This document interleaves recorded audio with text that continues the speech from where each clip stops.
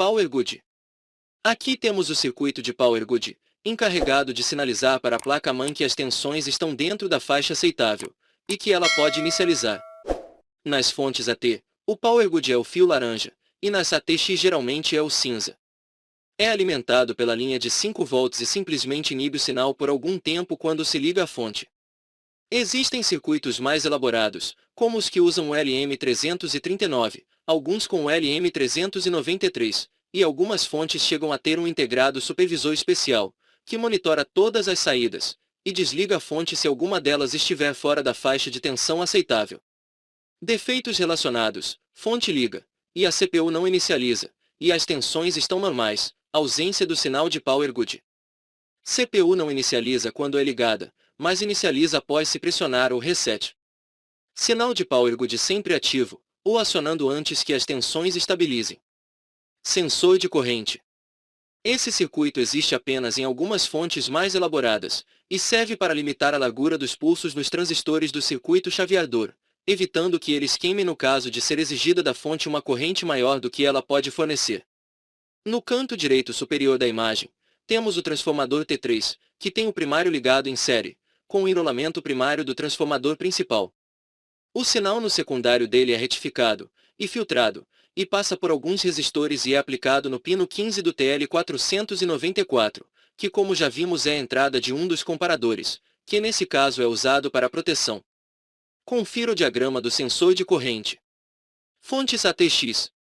Com a chegada dos últimos processadores da família 486 e do barramento PCI, apareceu também a tensão de 3.3 volts, que mais tarde viraria um padrão de mercado para a alimentação das memórias, e do barramento do processador, a tensão conhecida como VIO.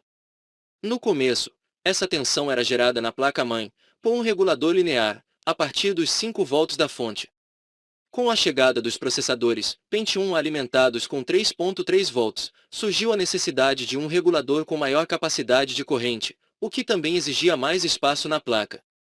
Alguns fabricantes de micros, de marca IBM, Compaq, HP e afins, já haviam achado a solução para esse problema.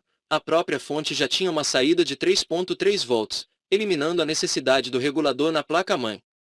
Além disso, muitos desses micros tinham o recurso de poderem ser desligados via software, coisa que até então era impensável nos micros padrão AT. Ao mesmo tempo, as placas-mãe passaram a ter vários dispositivos integrados, eliminando a necessidade das famosas placas controladoras. Portas seriais, paralelas, entrada de joystick, e em alguns casos até mesmo som e vídeo passaram a fazer parte da placa. Essa tendência virou o que hoje é conhecido como padrão ATX. Conectores próximos e agrupados, possibilidade de se ligar e desligar o computador via software, e uma nova fonte, com apenas um conector encaixado na placa, para o alívio de todos aqueles que já queimaram uma placa-mãe por terem invertido os conectores da fonte. Funcionamento da fonte ATX. O que a fonte ATX tem que a AT não tem? Como já analisamos os blocos, comuns aos dois tipos de fontes, vamos ver agora os circuitos adicionais que a fonte ATX possui. O controle do liga-desliga da fonte ATX geralmente é feito no pino 4, Dead Time Control, do TL494. A tensão nesse pino limita a largura dos pulsos na saída automaticamente, à medida que aumenta. Se esse pino for levado a uma tensão de cerca de 4 volts, o chaveamento é totalmente inibido. Alguns circuitos mais raros desligam a fonte, desligando a alimentação do TL494. Fonte Standby. É o maior ponto de incidência de defeitos em fontes ATX, por várias razões, entre elas o fato de permanecer sempre ligada e ser um circuito delicado, se comparado com a fonte principal. Como podemos ver, ela é basicamente um circuito auto-oscilante com apenas uma chave ativa, e com a oscilação controlada pela tensão no capacitor C19. Existem algumas variações, como por exemplo o uso de um FET ao invés de um transistor bipolar no lado primário. No lado secundário, temos dois diodos, sendo um ligado em um capacitor de filtro e na entrada de um integrado 7805. A saída do 7805 é a saída de 5 volts standby da fonte, geralmente um fio roxo, tensão que deve estar sempre presente, independente do micro estar ligado ou não.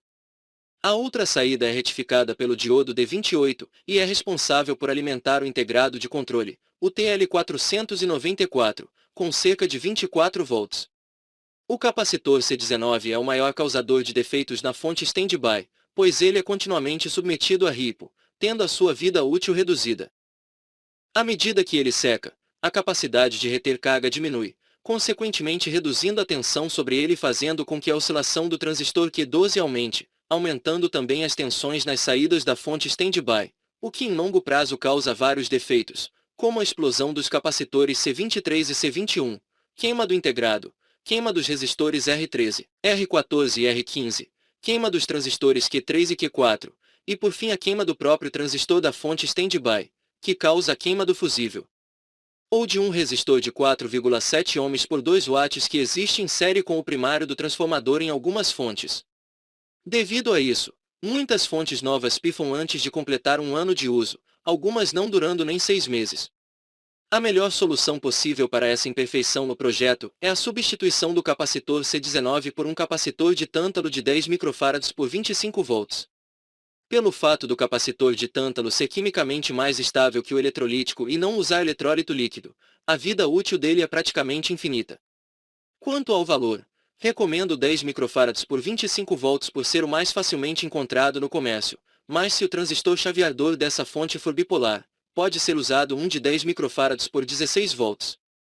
Existem algumas fontes que possuem um circuito de feedback com acoplador óptico, e não sofrem desse problema.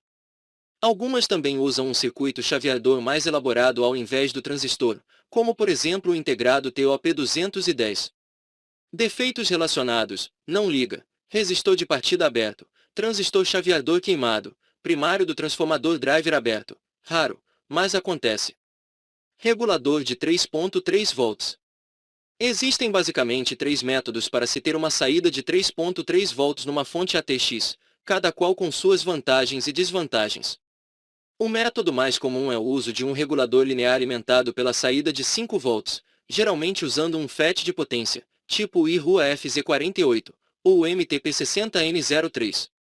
A tensão no gancho do FET é controlada por um TL431 ou equivalente, cuja entrada é ligada através de um divisor resistivo na saída de 3.3 volts, onde também é ligado o sócio do FET.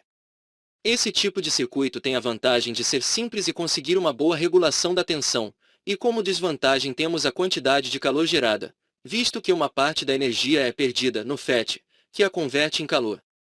O FET é preso no mesmo dissipador que os retificadores das saídas de maior corrente, onde o fluxo de ar da ventoinha consegue mantê-lo a uma temperatura aceitável. Se o FET entrar em curto, o sintoma mais comum é a fonte simplesmente desligar assim que for ligada, devido ao acionamento de uma proteção contra sobretensão nessa saída, proteção essa existente na maioria das fontes. Um FET queimado pode ser substituído pelo IRUA FZ44 ou algum outro de características semelhantes. O segundo método, um pouco mais raro, é simplesmente ter um retificador, bobina e filtro independentes para a saída de 3.3 volts. Nesse caso, ela é uma saída como qualquer outra, passando inclusive pela bobina toroidal. Esse método não dissipa calor como regulador linear, mas não existe uma regulagem efetiva dessa tensão, podendo ela ficar demasiadamente alta ou baixa conforme a fonte e placa-mãe que estiverem sendo usadas. O terceiro método é o mais eficiente, mas também o mais complexo, o uso de um regulador chaveado. Nesse caso, temos um FET controlado por um circuito PWM e uma bobina, com um extremo ligado ao FET, e um diodo ao terra, e outro extremo ligado na saída de 3.3 volts. Em muitos casos, a portadora de referência para o chaveamento desse FET é retirada do próprio TL494, sendo o circuito de controle do FET apenas um comparador, que compara a portadora com o sinal vindo de um amplificador de erro que monitora a tensão na saída. É um circuito encontrado bastante em fontes IBM. Algumas fontes têm um fio que traz a referência para a regulagem dessa tensão diretamente do conector de saída, para garantir uma regulagem mais efetiva. Defeitos relacionados: liga e desliga, regulador em curto, fazendo que a tensão suba demais e a proteção desligue a fonte. Computador não inicializa, regulador inoperante, fazendo que a tensão nessa saída seja nula. Controle de velocidade da ventoinha: algumas fontes, sejam elas AT ou ATX, possuem um circuito que controla a velocidade da ventoinha, e traz como vantagem a redução do ruído da ventoinha, visto que ela vai girar com a velocidade apenas necessária para manter a fonte numa temperatura aceitável, acelerando quando for necessário. Como podemos ver, a variação da resistência do termistor com a temperatura vai interferir na polarização na base do primeiro transistor, que varia a tensão na base do segundo, e consequentemente a tensão que chega à ventoinha, variando a velocidade da mesma. Algumas fontes mais bem elaboradas possuem um sensor de corrente para a ventoinha, que desliga a fonte no caso dela travar. Algumas fontes também desligam, conforme o aumento da temperatura de forma demasiada. Geralmente esse termistor é preso no mesmo dissipador dos retificadores. Defeitos relacionados. Por ser um circuito extremamente simples, o controle de velocidade da ventoinha dificilmente apresenta defeitos por conta própria. Na maioria dos casos, a queima da ventoinha causa algum dano nesse circuito. Ventoinha queimada, foi substituída, mas não gira, transistor driver de corrente aberto. Não varia a velocidade, transistor em curto.